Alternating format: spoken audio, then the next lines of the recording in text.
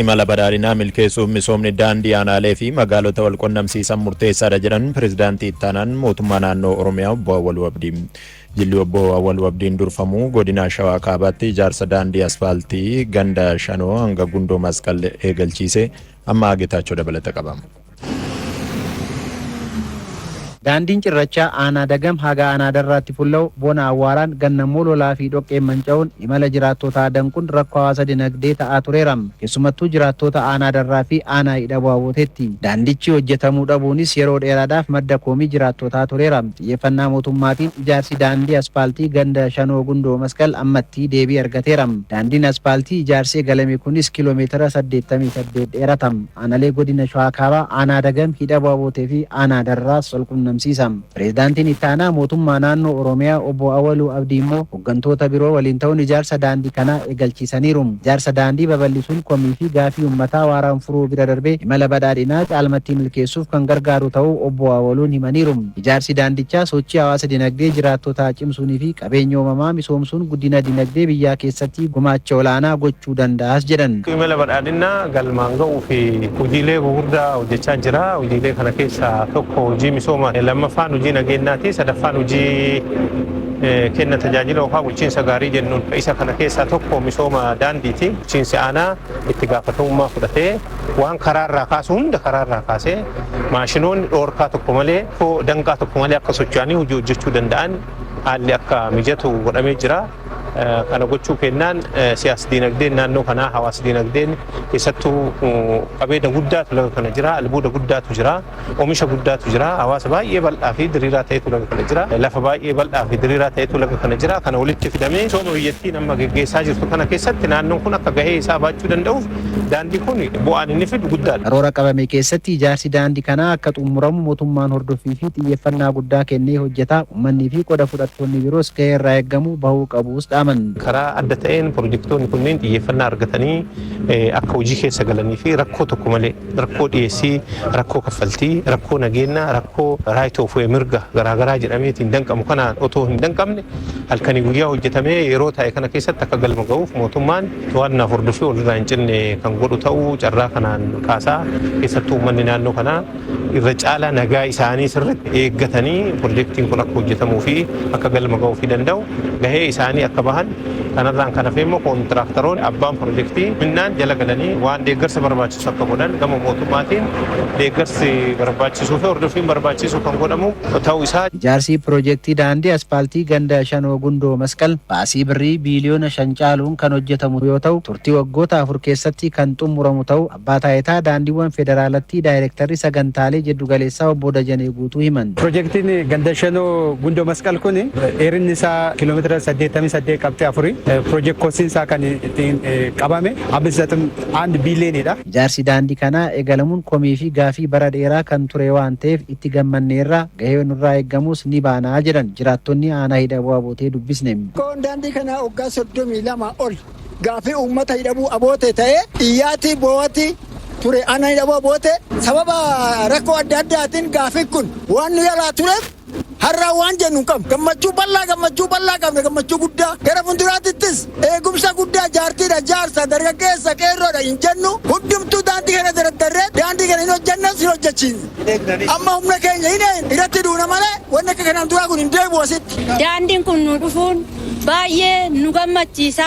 Ani akka dubartiititti jechuudha akka dubartii biyya keenyatti deechuun keenya baay'ee rakkachaa ture kanaasitti ijaan arguu keenyaaf ani baay'ee gammachuu guddaa gammachuu daangaa hin qabne akka aanaa hidha bu'aabooteetti natti dhaga'amaan jedha. Daandii kana gaafachuudhaaf amma federaalaa birasii deemaa turre har'a immoo baay'ee gammachuu keessa keenyatti dhaga'ame kan inneetoo dubbachuu hin dandeenyu maalitti goota. Hamma dandeettii keenyatiin mootummaa kana duuba daandii kana warra hojjetu duuba hiriirree raawwannee akka daandiin kun bilisummaadhaan qulqulluudhaan hojjetamee nu xumuramu hin taasisna.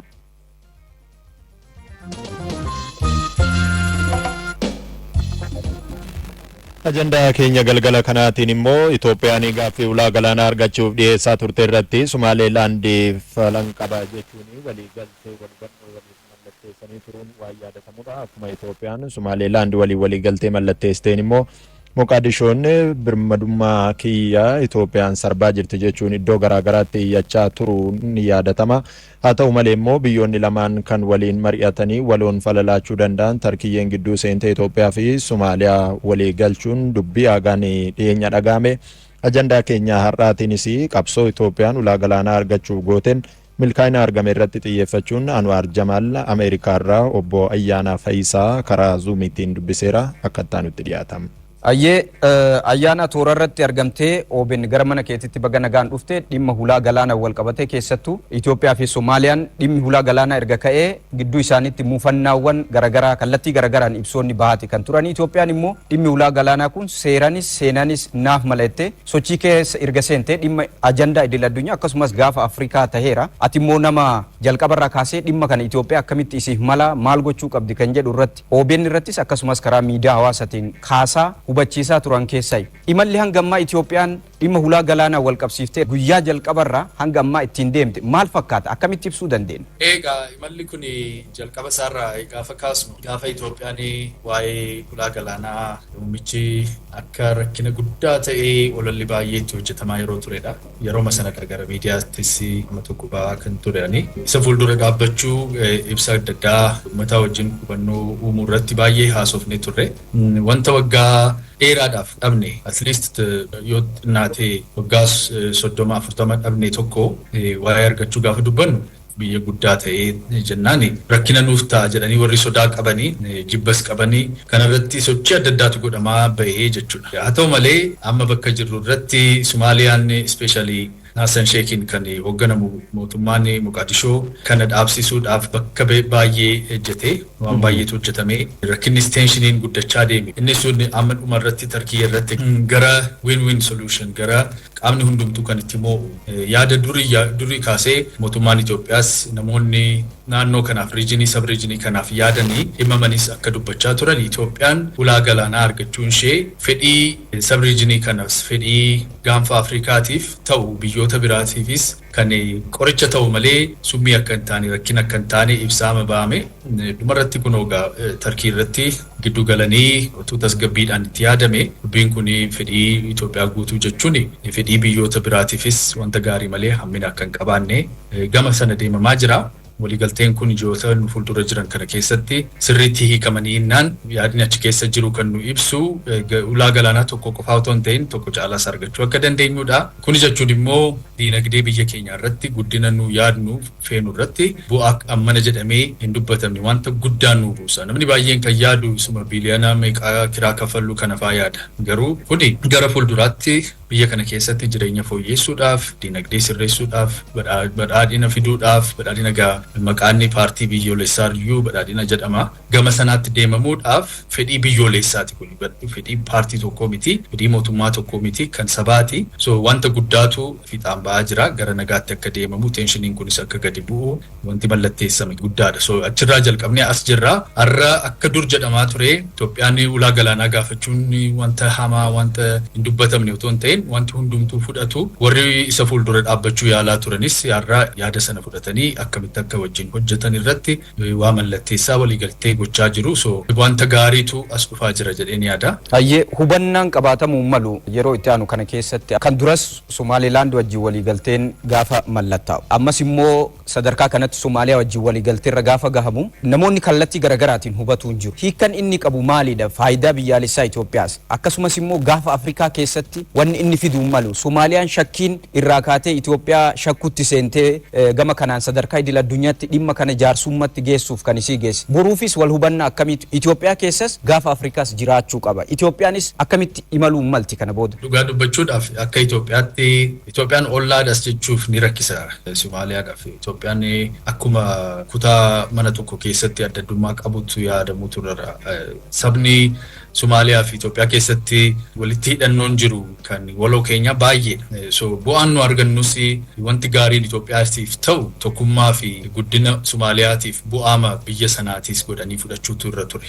Kan akka hin goone garuu qaamonni adda addaa jiru waa'ee ulaa galaanaa kana qofa otoo hin ta'in abbayyaa irratti waa ijaaruu irratti rakkina warra qabanii warra Itoophiyaan guddattee innaan diinagdee qofa otoo miti biyyi kun diinagdeedha amma 5ffaadha. Biyya baay'ee guddachaa deemudha. Rakkina adda addaa jira, ikoonomii waan baay'eetu jira jira. Garuu biyya guddatudha, dargaggeessa baay'ee qaba, lafa guddaa qaba, seenaa dheeraa qaba. Biyya kanaaf wanti gaariin ta'uunsaa gara international waters dhufuunsaa humnoota tokko tokkoof sodaama ta'ee ilaallatu. Isaanis sodaachuun irra hin turre dhugaa dubbachuudhaaf biyyi tokko argachuun biyyi tokko guddachuun isa biraatiif sodaa ta'uun irra hin jiru. Seenaama qaban keessaa saayikooloojii isaanii akka biyya tokkootti Itoophiyaatti ilaalan irraa kan ka'e sodaan liqiidhaan Somaaliyaa galedha. Malee Somaaliyaa wanta sodaachisu Itoophiyaan ulaa galaanaa argachuun ishee Red Sea yookiin Gulf of Eden irratti neevii Itoophiyaan jiraachuun isaa poortii qabaachuun keenya isaaniif wanta dhiibbaa yookiin miidhaa fidu miti. Warri biraa akkatti yaada sana fidanii Somaaliyaa irratti kan fe'an fakkaata. Amma isa keessaa ba'amaa jira. Waliigalteen uumamee Somaaliyaanis Somalilandis territorial integrity Somaaliyaa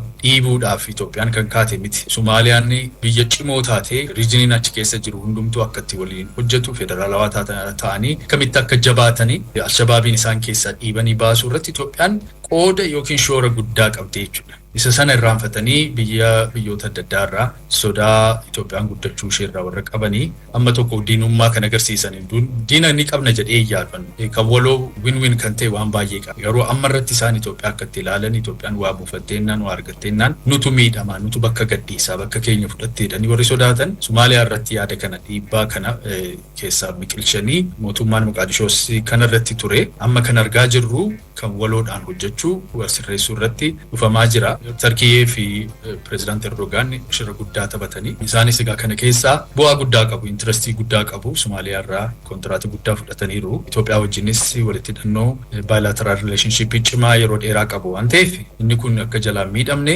isarratti tarkaanfii sirrii godhanii biyyoota kana walitti fiduu irratti hojjetaniiru. Amma akka sirraa adeemu gara fuulduraattis ni dhufa jennee kan abdannu kanadha. Akkamitti hubatamuu qaba Somaaliyaan laand wajjin waliigalteen dura mallattaa'eera. Amma kun immoo namoonni kun lamaan harkaa wal dhahutu jira. Lamaan akkamitti deemsisuu danda'ama? Itoophiyaan ijjennoon isii duras faayidaa biyyaalessaa isii mirga isii ollaa wajjin immoo dippiloomaasiin kiyya dursa kan kennu biyyoota ollaatii fi waloo misoomuu dubbii ta'anii teessoo irratti ilaaluu kana namoonni akka faayidaa dabarsanii kennutti himuu barbaadanis ni jiru kallattii garagaraa waan ta'eef hubannammaan asirratti nu qabaatuu qabnuu fi Itoophiyaan waa hunda obsitee qixa kanaan itti deemuun injifannoo dippiloomaasii akkamiiti jechuu dandeenya? Fuuldureen isaa maal akeeka? Kan Somaalilaandii fi kan Somaaliyaa kana akka wal dha'u godhamee wanti yaadamu anis amma tokko dhageera. Inni sirrii miti. Biyya amma Itoophiyaa gahu normally poortii tokko qofaa qabaachuun iyyuu nurra hin jiru. Nu amma duwwaa qabna. Hiriirfannee jiraanna. Egaa kana keessaa bahuuf hojjechaa jirra. Yoo qabaannee poortii 2, 3, 5 yoo qabaanne gaariidha nuuf. Aksesii baay'ee nu laata, optionii nu laata. Bakka tokko tokko irratti dhiina, job opportunity waan baay'eedhaaf poortii tokko caalaa qabaachuun gaariidha. Garuu territorial integrity kan jedhamu tokkotu jira. Territorial integrity jechuun gaafa Somaliland wajjin biyyoonni Arabaa, biyyoonni Eurooppii MOU mallatteessanii bakka sanarratti poort ijaaranii gaafa hojjetanii territorial integrity Somaaliyaa dhiibaniiru jedhamee yaadamee hin beeku. Inuma hojjetu. Somaliland akkasumatti hojjechaa baate Somaliland akka biyya ofiitti akka biyya tokkotti operate godha. Mootummaa federaalaa jalatti bulaa hin jiru. Kuni biyyi lafaa wanta beekudha. Isa sirreessuudhaaf isa akka fedhii saba hundumaatiin Somaaliyaa hundumaatiin akka walitti sirraa'ee gara fuulduraatti deemu Itoophiyaan gargaarsa barbaachisaa ta'e gochaa baate. Haa ta'u malee Somaaliyaa wajjin poortii biraa yookiin yaada biraa irratti hin gaamne. Ni gara fuulduraatti ji'oota dhufan kana keessatti wanta mari'amudha. MOU jiru kana akkamitti deemsisna, wanta haaraas wanti dabalatas taanaan akkamitti deema. Somaaliyaa fi Itoophiyaan win-win solution fiduu ni danda'u. Walirratti aggaamuu, walirratti aaruu, walii sodaachuu, dhaqanii ollaatti gama biraatti haasa'uu kana hin barbaachisu jechuudha. Isa kanadha. Waliigalteen kuni territorial integrity keessan eenyummaa keessan biyya keessan diiguudhaaf fedhii hin qabnu. Durumaayyuu qabaannee hin beeknu. Isin cimsuu irratti kumaatamaan ijoollee keenya laanneerra, gabbarreerra. Isin eeguu irratti biyya kana eeganii waltokkummaa isaa uumuu irratti Itoophiyaan investimentii eenyuma caalu gooteetti. Sanaafi gara tasgabbaa'uu gara suuta hidhanii waa haasa'anii waliin mala furachuu irratti waliigaltee godhameedha. Malee tangible wanta ta'ee isa kana fudhadhaa isa kana dhiisaa isa jedhamu gara kam deemna isa jedhamu diiteeliin isaa gara fuulduraatti mariiwwan adda addaa ni jiraatu, waliigalteewwan adda addaa ni jiraatu. Garuu amma yoonaatti akkatti dhufame kana teenshinii ijaaruudhaan bubbeema kana kaasanii achi deemanii as deemanii wal kasafanii isa deemamu sana dhiifamee mariidhaan waliigalteedhaan fedhiin keenya guutuun fedhii keessan guutuu. Ollaa qofaa otoo hin ta'in fira obbolaadhaan isa jedhu irratti dhufneerraa jechuudha. Isa irratti immoo akkamitti ijaarraa kan jedhu ji'oota dhufan kana keessaa. Ayyaana yeroo nu kenniteef hedduu hedduu galatoomii yeroo biroo immoo dhimma kana bal'inaan akka waliin marii taasifnuu abdiin qaba yeroo nu kenniteef ulfaadha. Fayyaa ta'aa ulfaadhaadha.